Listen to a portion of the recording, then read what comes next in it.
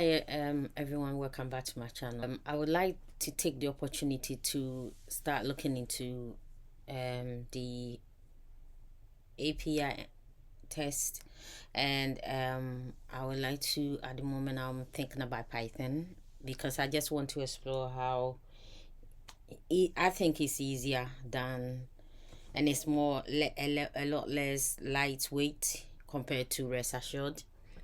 And another reason why I want to automate this is that yeah, for regression tests, every time you update the test and everything.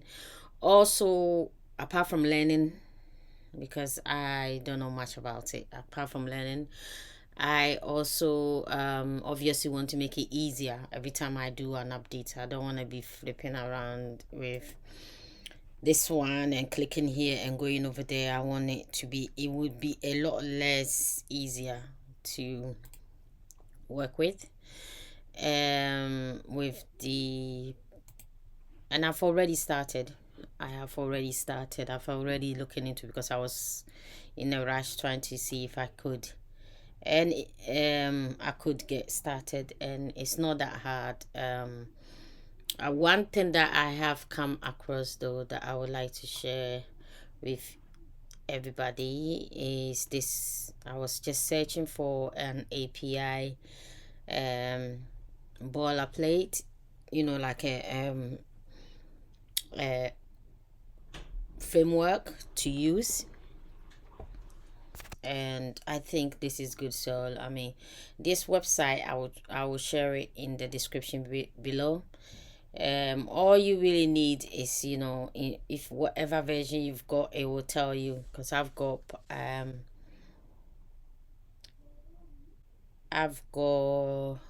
version, so you need Python, and I've got version 3. So I follow the version 3, and I'm trying to build this folder as it's mentioned, and it goes on and tell you what to do. So I mean, you need to install request and py test and all that stuff, right? Just follow this instruction and you won't go wrong. Once you've got that sorted, I've tried to stick to it. I'm still trying to get used to this. So, but at the moment I'm just using this to run the current file. So let's just look into this then. In the test, in the postman or the API test, we need to make sure that we make calls to the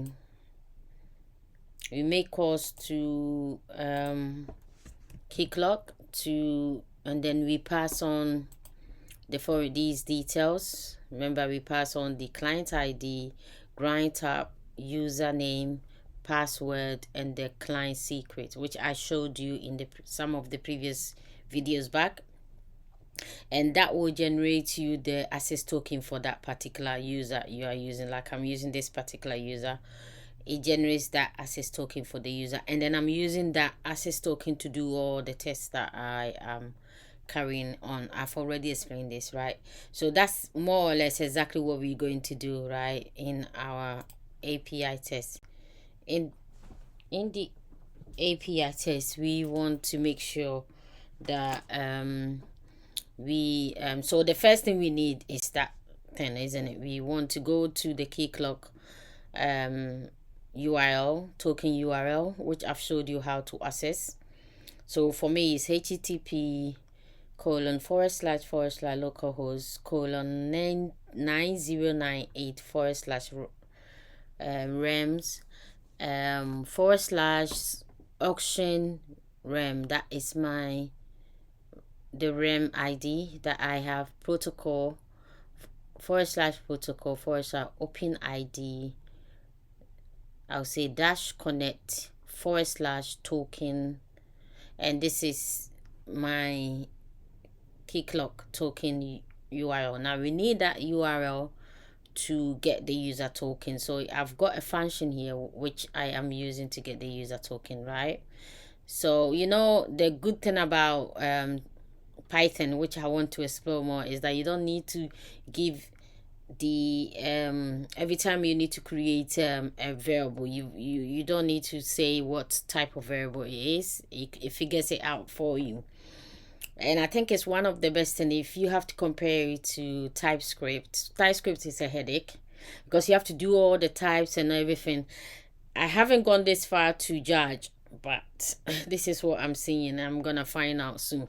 But I don't think it will be as hard as TypeScript, or even Java, heavyweight Java, So Python, then back to what I was saying. So I'm just passing on this particular variable, which is this value, into another variable, and then I'm also building headers, right? So at some point I'm gonna cut the headers and I'm gonna put it into another file, and then I'm gonna get it, because sometimes there are some headers where we are passing on more than this. We are passing on perhaps if you like the authentication and all authentication headers and all that stuff, right? But this is just a normal token, and we are making use of form-url encoded. Let me show you what it is. So remember, this is forms that we are using. Okay, so yeah, remember, this is forms that we are using. So let's go back. So these are the content type. This is the content type that we want to use, and this is the data. Okay, so it's the same data that we've got here. Remember, client ID, client type, username, password, and client secret. I've already mentioned this, what they are and how to get them. That's exactly what we are passing on here. Now, in real life, you probably don't want to send these, right? You're going to save it into some kind of environmental variable, which I will look into in the near future. How to store this into an environmental variable. Then I need to find out how to get them here. Of course, we can do that, right? So we just leave it until it gets to that point, right? That is the data for this particular test, right? Where we are just going to get that token. Then we say response. We are storing this response. Okay, so now what we've got here is response is equals to request dot post. You need to make sure, even if you type, let me show you something. Python is so easy. Let me just try to import let's say Keycloak, right? It's going to say to you this doesn't exist. So if it says no module name Keycloak, and then it gives you the chance to install. So even if you don't install it in your command line or terminal, if you don't install it over there, you can always import it and then install it. That's what I'm saying. I'm just liking Python right now. Okay. Then once you install that, of course you can use it. So that's why we got request. We import it. We import request and JSON. We are importing request and we say request dot post. Now the request dot post, we are passing on this URL at the top here, right? And then we are passing on the header. So we say headers is close to headers. That is equals to this particular headers. And then we are passing on data. Now for this particular one, you need to pass on data. Okay. So we pass on data, and the data we are passing on is this variable right here. Then we want to assert, is it equal to 200? All right. And then we got another variable where we are storing whatever we get out of the response and store it into that variable. And then we've created another variable, and we say json.dumps and json data. That's this variable indent 4. We just want to make the response data that we are looking at, we just want to make it look good so we can read it and readable. You understand? Otherwise it looks messy. And then we want to print, we just want to see what we've got here in this variable. Okay, that's all. and then we want to assert that there is a particular property in this JSON variable. Okay, once you've got all that sorted, then we want to store this property into here, right?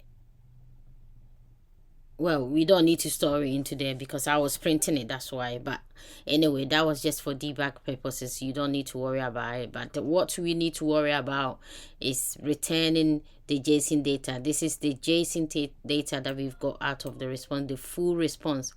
We are returning it, right?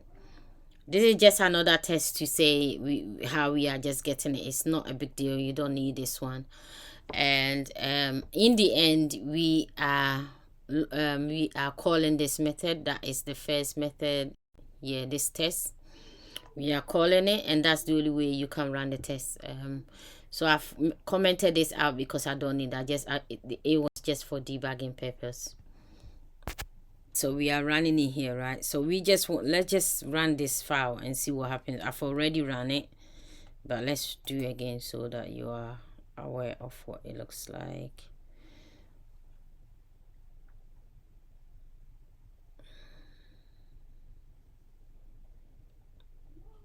All right, so here is the response, and we've got the property that we need, which is this one, right? And that's it, really. That's all we need for the next test.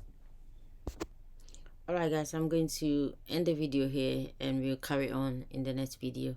See you then.